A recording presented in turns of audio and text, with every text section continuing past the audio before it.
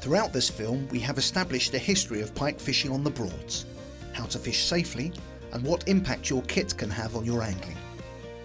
Now that these important aspects of your fishing have been addressed, you may be wondering what is being done by your local authority or fishing club to preserve the future of pike.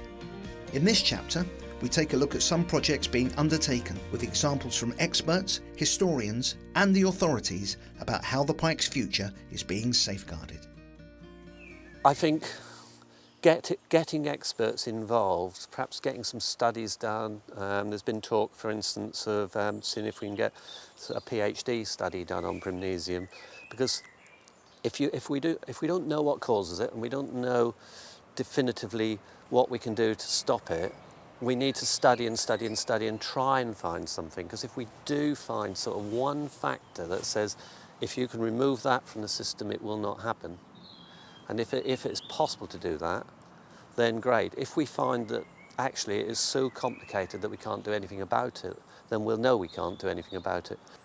You need to understand the pike. You need to understand pike populations, what the water will sustain, and what you can do about actually replenishing pike stocks when they get diminished by something like Primnesium. The Environmental Agency and Natural England have asked me to look at data going back some 30 years or so, and as far as I know, that is the only project certainly within the United Kingdom and probably throughout the world where we look at such comprehensive data set and try to understand the fish kill. The project I'm working on started in January 2013. So far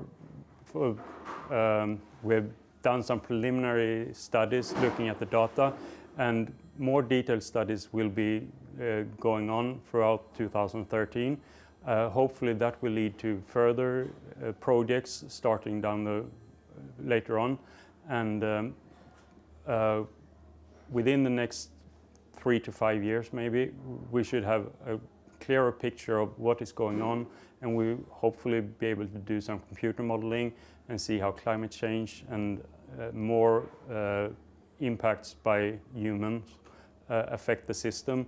And based on the findings we get over the next few years, we should be able to have a much clearer picture of what is going on in the Upper Thurn, and this information will be useful for many other countries throughout the world.